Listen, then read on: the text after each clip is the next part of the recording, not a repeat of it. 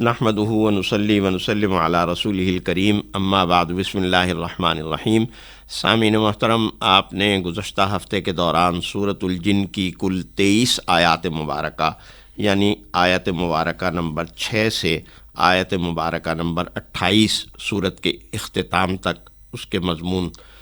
تفصیل سے سماعت فرمائے، اور سورۃ المزمل کی ابتدائی 5 آیات مبارکہ کا مضمون آپ نے تفصیل سے سماعت فرمایا۔ سورۃ الجن کی جن آیات مبارکہ کا مضمون آپ نے اس ہفتے کے دوران سنا، اس میں سورۃ الجن میں حق تعالی جل شانہ نے جنات کی نبی کریم صلی اللہ علیہ وسلم کی خدمت میں حاضری، آپ کی زبان مبارک سے قرآن کریم کی تلاوت کو سننا اور پھر اس پر ایمان لانا، اور اس تلاوت کو سننے کے بعد قرآن کریم کی تعلیمات کے حوالے سے اپنے تاثرات کو بیان کرنا اپنی قوم کے سامنے، ان باتوں کو نقل کیا گیا۔ جنات نے جن تاثرات کو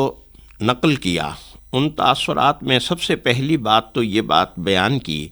کہ ان جنات نے اپنی قوم کے سامنے یہ بات کہی کہ اللہ تعالیٰ نے بظاہر ہمیں انسان کے مقابلے میں زیادہ طاقتور بنایا ہے، لیکن آج ہمیں پتہ چلا کہ اصل طاقت اور اصل قوت اللہ تعالیٰ نے انسان کو عطا فرمائی ہے، اور جو اصل طاقت اور قوت اللہ نے انسان کو عطا فرمائی ہے وہ اس کی ایک تو قوت عقلیہ کی وجہ سے ہے کہ اللہ تعالیٰ نے اسے سوچ سمجھ فہم و فراست کی قوت اور طاقت عطا فرمائی ہے، اسے علم عطا فرمایا ہے، اور دوسری اس کی جو طاقت ہے، جو اس کے لیے ایک بہت بڑا سرمایہ اور بہت بڑا خزانہ ہے، وہ اس کے ایمان کی طاقت ہے کہ اس کے اندر جب ایمان کی طاقت مضبوط ہوتی ہے تو انسان کو بڑی سے بڑی دھمکی بھی اثر انداز نہیں کر سکتی، اور انسان کو کوئی بڑے سے بڑا لالچ اور حرص بھی اور کوئی بڑے سے بڑا غم اور دکھ بھی اسے بے چین اور مضطرب نہیں کرتا۔ وہ اطمینان قلبی کے ساتھ، پوری تسکین قلبی کے ساتھ اللہ پر بھروسہ کرتے ہوئے ان تمام مصائب اور مشکلات کو بڑی خندہ پیشانی کے ساتھ برداشت کرتا ہے۔ یہ اس کی ایمانی طاقت ہے، ایمانی قوت ہے، اور گویا اس سے ہمیں یہ سبق سکھا دیا گیا کہ ہم اگر اپنی ایمانی طاقت اور ایمانی قوت کو مضبوط کر لیں، اپنے ایمان کو مختلف قسم کی اوہام اور شکوک و شبہات سے پاک کر لیں، تو ہمارے اندر ایسی طاقت اللہ تعالیٰ پیدا فرما دے گا کہ یہ جو چھوٹے چھوٹے بحران یا چھوٹی چھوٹی مشکلات ہوتی ہیں، ہم ان مشکلات سے گھبرائیں گے نہیں۔ یعنی آپ یہ واقعات عام طور پر زندگی میں سنتے ہیں ہوں گے کہ فلاں نے خودکشی کر لی، اپنے آپ کو بھی ختم کر دیا، اپنے بچوں کو بھی ختم کر دیا، حالات سے تنگ آ کر، غربت سے تنگ آ کر۔ یہ جو معاشی مشکلات ہوتی ہیں اور یہ جو بحران ہوتے ہیں، ان بحران پر اتنا سخت آدمی گرفتار ہو جائے اور اس قدر دل گرفتہ ہو جائے کہ وہ اپنے آپ کو ہلاک کر بیٹھے، یہ ایمان کی کمزوری کی علامت ہے۔ اگر ہمارے اندر ایمان مضبوط ہو تو یہ اس طرح کے حالات، ہمارا یہ ایمان ہوتا ہے، ہمارا یہ یقین ہوتا ہے کہ ان مع العسر یسرا، کہ اللہ تعالیٰ نے ہر تنگ دستی کے ساتھ، ہر مشکل کے ساتھ آسانی بھی رکھی ہے۔ کوئی بھی دن ہو، وہ آسانی کے دن ہوں یا مشکل کے دن ہوں، وہ فانی ہوتے ہیں، وہ ایک نہ ایک دن ختم ہونے ہوتے ہیں۔ لہٰذا انسان اب ان چیزوں کو بڑی خندہ پیشانی سے برداشت کرتا ہے۔ جنات کہتے ہیں کہ یہ ہے اصل طاقت جو اللہ تعالیٰ نے انسان کو عطا فرمائی ہے، اور ہم بھی اگر اسی طاقت کے ساتھ جائیں گے اور اسی طاقت کے ساتھ زندہ رہیں گے تو ہمارے اندر بھی طاقت ہے، وگرنہ ہماری قوت اور طاقت تو یہ ہے کہ ایک آگ کا چھوٹا سا شعلہ ہماری طرف لپکا ہے تو ہم اس سے ڈر کر بھاگتے ہیں، اور وہ خبر لینے کی جرت نہیں کر سکتے کہ جس خبر کے لینے کے لیے ہم گھات لگا کر وہاں بیٹھے ہوتے ہیں۔ ان جنات نے یہ بتایا کہ ہم پہلے کسی جگہ گھات لگا کر بیٹھ جاتے تھے اور کوئی خبر لے لیتے تھے، لیکن اب صورتحال یہ ہے کہ وحی کی سخت حفاظت اور سخت سیکیورٹی ہے، جس کی وجہ سے ہم نہ کہیں بیٹھ سکتے ہیں اور نہ کوئی خبر حاصل کر سکتے ہیں۔ اسی طرح یہ نقطہ بھی ان جنات نے بیان کیا کہ جو کلام ہم نے سنا ہے وہ بڑا معجزانہ کلام ہے، ہم اس کلام کا مقابلہ نہیں کر سکتے، اور جس طرح ہم اس کلام کا مقابلہ نہیں کر سکتے، اسی طرح جس ذات اور جس ہستی کا وہ کلام ہے ہم اس کا بھی مقابلہ نہیں کر سکتے، اور جس نبی محتشم پر وہ نازل ہو رہا ہے ہم اس کا بھی مقابلہ نہیں کر سکتے، نہ ہم اس کی ایمانی قوت اور طاقت کا مقابلہ کر سکتے ہیں، اور نہ اللہ کی طاقت اور اللہ کی قدرت کا مقابلہ کر سکتے ہیں، اور نہ ہی کوئی ایسی جگہ یا ایسا مقام ہے کہ ہم فرار ہو کر بھاگ کر کہاں چھپ جائیں اور وہاں اللہ کو پتہ نہ ہو کہ ہم کہاں چھپے ہوئے ہیں۔ ایسا بھی کوئی مقام اور ایسی بھی کوئی جگہ نہیں ہے۔ یہ وہ تاثرات تھے کہ جو جنات نے اپنی قوم کے سامنے نبی کریم صلی اللہ علیہ وسلم کے دست مبارک پر ایمان قبول کرنے کے بعد بیان کیے، اور یہ سلسلہ پھر بعد میں جاری رہا کہ ان تبلیغ اور دعوت کے نتیجے میں جنات کی بعد میں بہت سی جماعتیں رسول اللہ صلی اللہ علیہ وسلم کی خدمت میں حاضر ہوئیں اور آپ کے دست مبارک پر ایمان قبول کیا۔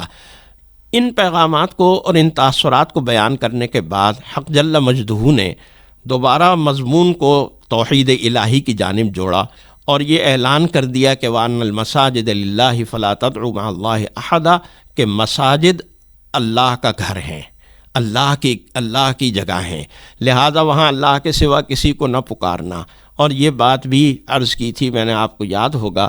کہ رسول اللہ صلی اللہ علیہ وسلم نے پوری زمین کو مسجد قرار دیا ہے۔ فرمایا جعلت لی الارض مسجدا، کہ پورا کرۂ زمین میرے لیے اللہ نے مسجد بنا دیا، یعنی پورا کرۂ زمین ایسا ہے کہ جہاں اللہ کے سوا کسی اور کو پکارنا بالکل حرام اور بالکل منع ہے، اور ہمیں یہ ہرگز زیب نہیں دیتا کہ ہم اللہ کے سوا اس کی زمین میں رہتے ہوئے، اس کی زمین سے کھاتے ہوئے ہم اللہ کے سوا کسی اور کو پکاریں، کسی اور سے اپنی حاجتیں مانگیں، کسی اور پر اپنا بھروسہ کریں۔ ظاہر ہے کہ یہ ہمارے لیے ہماری عقل، ہماری دانش، ہماری فہم و فراست کے بالکل مطابق نہیں ہے۔ ان مضامین پر سورۃ الجن کے مضامین مکمل ہوتے ہیں اور سورۃ المزمل کے مضامین کا آغاز ہوتا ہے۔ سورۃ المزمل مکی سورہ مبارکہ ہے،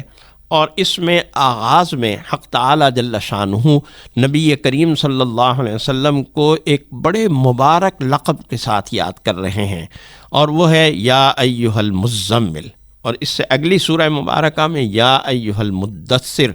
کے لقب سے یاد کیا گیا۔ ایک بہت پیار بھرا، بہت شفقت والا، بہت رحمتوں والا اور بہت ہی جمال والا اور آپ کی روحانی طاقت اور قوت کو بڑھانے والا لفظ اور عنوان ہے جو یہاں حق تعالی جل شانہ نے نبی محتشم صلی اللہ علیہ وآلہ وسلم کے لیے استعمال کیا اور اس سے مخاطب کیا رسول اللہ صلی اللہ علیہ وسلم کو۔ چنانچہ قیام اللیل کا حکم دیا، اور یہ قیام اللیل کا حکم اس لیے دیا گیا کہ ایک قول ثقیل آپ کے اوپر نازل ہونا ہے، اس قول ثقیل کو تحمل کرنا، اس کو اپنے اندر جمع رکھنا اور اس کو پھر آگے بیان کرنا اور امت تک پہنچانا، یہ بھی ایک بہت بڑی اور بہت بھاری ذمہ داری ہے، یہ آپ کو ادا کرنی ہے۔ اس کے لیے اپنے دل کو مضبوط کرنے کے لیے آپ قیام اللیل کیجئے۔ تو گویا قیام اللیل انسان کے دل کو مضبوط کرتا ہے اور انسان کے اندر تحمل اور برداشت کی طاقت اور قوت پیدا کرتا ہے۔ آج ہم یہ بات محسوس کرتے ہیں کہ ہمارے اندر تحمل اور برداشت کی قوت کم سے کم ہوتی جا رہی ہے، ہم بے صبرے ہوتے جا رہے ہیں۔ ہم سڑک پر گاڑیوں کو اگر دیکھیں اور گاڑیوں کے اوپر